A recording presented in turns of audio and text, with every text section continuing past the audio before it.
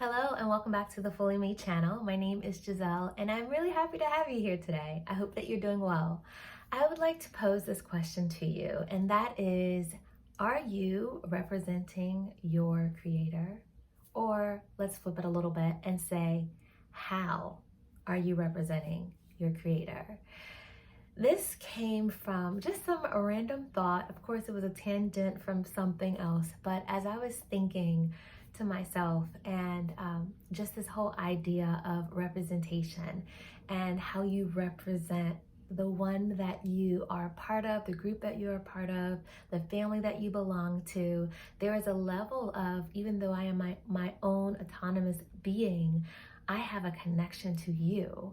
So whether it's in the way that I look, whether it's the shape of my eyes, whether it's the color of my skin, whether it's the language that I speak, or the way that I dress, I am representing you. It is connected to that core group that you belong to. And some of this, we have the ability to fluctuate and to mix up a little bit and to change, and some we absolutely do not. Like, you can't change the way that you look per se without going to certain efforts or extents to do so.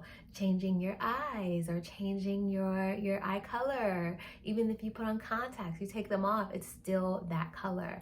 Or the shape of your nose, the shape of your mouth. Even when you get things done and work done, when you go back to those original pictures, they connect you to a group of people. The color of your skin, and even being an African American, my skin is brown. There's so many different shades, even within my own family. But our tone connects us to a certain group. It connects us to our ancestors in Africa. It connects us to each other. The heights, how high, how tall you are, how short you are, right? These things connect us and help to represent the group or the peoples that we are affiliated with or a part of. And so this also goes hand in hand with the one who created you, our divine creator, the one who created everything, who took delight in making you and creating you and molding you and folding you and all of those things, putting all these wonderful gifts and talents and skills inside of you to be planted and to be watered and to bloom and to be shared with others. It's like a tree that's planted, and the fruit from that tree is what is shared with others. You are a seed, a tree that was planted, and those things inside of you, excuse me, especially when they are planted in really good soil, they bear such abundant fruit, and it's that fruit that we're able to share. So let's go back. So I'm having this conversation in my head with myself, and I'm just thinking about this representation and how it reminds me of my children. So they're a little older now, and they like to do their own thing and dress themselves and have their own style. And for the most part, I'm like, okay, that's cool. Like, you're your own person, go do that. But then it gets to a place where there's some places we're going and there's some outfits that they're like, yeah, I want to wear the same thing. Or yeah, I want to wear these sweatpants even though I play outside and they got grass stains on them. Or they have holes in them. I want to wear this hoodie even though I know this hoodie is like pretty much going out the door. Like, it needs to be given away. But I still want to put this on. Like, that's cool and dandy. Maybe it's just me, but I'm fine with that. When we're like just chilling around the house, or maybe we'll run to the store, or they're outside playing. But when I'm going somewhere nice, like I'm taking you to a nice restaurant, or we're going to this nice event, and I'm not really feeling the grass stains on the sweatpants. Like, I'm just not. Or if you're going to school and you want to wear sweats, okay, let's get some cute sweats, let's get some that you can still go out and be comfortable and do your thing. But I'm not really feeling the sweatpants that got holes in the front and holes in the back and tattered at the edges because you've been outside rolling around in the grass and it got stains all over it. Why? I want you to have your own space, to have your own identity, yes, but at some level, you're also representing me. You're representing your parents. And when you go out like that, it's almost saying that your parents don't really take care of you in the way that they can, in the way that would be helpful to you, that they just let you walk out of the house any kind of way. Now, let's just say and agree that other people's opinions have a limited space. And it's important for certain people's opinions to have more space in your life than others, right? So we're just gonna get that out the way. However, for me, I take pride in caring for my children. I take pride in them looking good, whether from the head to the toe, right? From the hair, even to the socks. Let these socks look clean. Let them be clean. You want to do the mix match socks? Okay, we don't give space for that, but just let them be clean. You know what I'm saying? Just let them be clean. I take pride in that because it's an effort. It's a showing of love. What do you need from your head to your toe? That is what the parents are here to do, to provide, to make sure you have what you need. You feel comfortable. You feel confident in what you are wearing. So it's a level of, yes, wear what you are feeling the style of and what you feel comfortable in and just the vibe you got going on. But also there's a level that just be aware that when you walk out this house, and you may hear this, especially in Black families, when you walk out this house, you representing your parents. So let's have a level of looking nice, even if you're in your own vibe. And so I laugh at that because this is something sometimes I'm told, just let them wear it. As long as it's clean, just let them wear it. And so I have to step back and be like, it's clean. I smell it. I smell you. You look good. It is cute. It's clean. Okay, do your thing. But then there are moments, especially when, as I said, we're going out, when I'm like, okay, so those grass stain pants, they're not leaving this house. Go change. And when I think about this and I laugh and I giggle about it, it causes me to wonder and compare it to our heavenly, I say heavenly Father, to God. Our provider, our ultimate creator, has provided everything for us, the best of everything for us. So when we think about us as parents, like your clothes and shoes and things that you need, like the best of what I can give you, I'm gonna give you. And if there's more that I want to give you, but I'm not at that place, I'm going to figure out a way to get to that place so I can give you that too, because that's my love and affection for you. That is just an inkling of how our Creator thinks about us and what has been provided for us.